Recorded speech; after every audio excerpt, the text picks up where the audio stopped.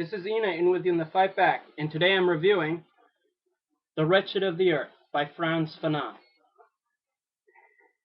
Frantz Fanon was a doctor from the Caribbean who was black, and he lived under French colonialism and served in the French army during World War II. And afterwards, he is most noted for his service to the Algerian National Liberation Front, the FLN, and served as a doctor during their long war for independence from the French. And he's most noted for writing this work, The Wretched of the Earth. This work is often just presented as an apologetic for violence. Frantz Fanon's argument is just reduced to violence is a cleansing force. That is a real bad simplification. Those who have actually read this work can tell you a much different story. Frantz Fanon's work is not merely about violence. It's not merely about colonialism, but what comes afterwards. Where do we begin? In the beginning, the colonized situation is, we have on the one hand the colonizer, the European perhaps, who comes to a third world country, doesn't matter where. They set themselves up. They live in their nice city with all the comforts and amenities of home. And they build roads and schools and hospitals and all sorts of things. And they say, look at what we're doing, the development we're bringing. Look at all the great wonders of the modern world we're bringing to these colonized people because we're so enlightened and we're so great. You know, it's just this humanized racism, this racist humanism, if you will. On the other hand, there is the native. Lives in their segregated portion of the city with horrible wages, horrible living conditions, and suffers immensely. And when they fight back, they're met with brutal force from the Europeans, from the colonizer. Beaten, degraded, dehumanized, looked down upon. Even liberty is seen as something incapable of these people because they're just some backwards people to the Europeans. They're not capable of having independence and liberty of the things we have to. No, we are the ones who are supposed to have it. That's how it's justified. And the colonizers, they make sure that these people, these natives, stay in their place and they're put down.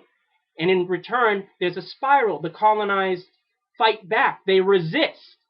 And this spiral of violence. And here's where Fanon is coming in. He's saying, yes, there's this violence between the two sides. But we need a synthesis. We need something dialectical, in a sense. Violence is a cleansing force. Violence when the native is not just fighting back, but is saying, no, I will not be an object. I will not be degraded. I am a human being. I'm going to resist. I'm going to fight back. And when this is done on a mass scale, it binds the natives together. It creates a national consciousness where it wasn't before.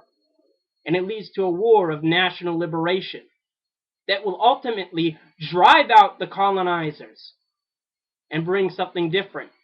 But in this struggle, we see two things happen. On the one, we have a party of national liberation. We have a legal party, perhaps, made up of the national bourgeoisie, the intellectuals trained in their European schools, in their European ways, or if you want, their imperialist ways. They just want to mimic those they're trying to overthrow. They want to replace the European policeman with a native policeman. On the other hand, we have perhaps the illegal party, those who are the foot soldiers in this war of national liberation. The worker, the peasant, the lumpen proletariat. Those who not merely are fighting, but are seeking something new, a new form of living, a new society. We get rid of the European, we get rid of imperialism, and independence is proclaimed. What happens then? Well, Fanon is worried because if national consciousness is just allowed to remain, if the national bourgeoisie gains control, they're going to mimic those they just overthrew. They're going to recreate all the muck and crap of imperialism, and that's what happened in Algeria. Not a new, higher form of society, but this pretty much the same muck. Maybe they just changed the flag and a few of the trappings, but it was the same thing in many ways. What Fanon wants is for this liberation side of the struggle to take hold, the masses in their numbers to take hold, not to sustain, not just to place a new form of exploitation and hierarchy in place, but a new one. He wants social consciousness to replace national consciousness, universalism, and for a new society to be built up. And he's not saying to necessarily, yes, he's mad at the Europeans for their colonialism. He's mad at the French Communist Party, who acquiesced in French imperialism in Algeria, but he's holding out a hand. He's saying, we don't just want revenge. We don't just want to be on top and you on the bottom. No, we want to join together. Join with us. Help us remake the world free from imperialism. Yes, the language is strident. Yes, it is harsh. But that's part of Fanon's power.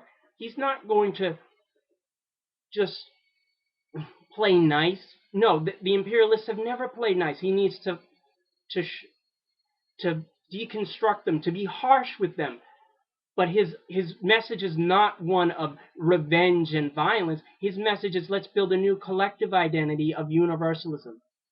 Let us liberate the world from imperialism. And that's the great power of Frantz Fanon. It's why he was read by the Black Panthers, by Bobby Sands, by anti-imperialists across the world.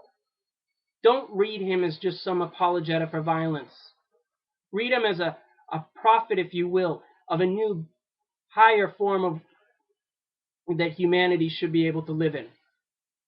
A new world where there are no masters or slaves, but the associated producers, the masses in their infinite ways, living together, trying to build a new society. That is Fanon's message, and that's what I want to convey to you today. This is Enaa, and we need to fight back. Until next time.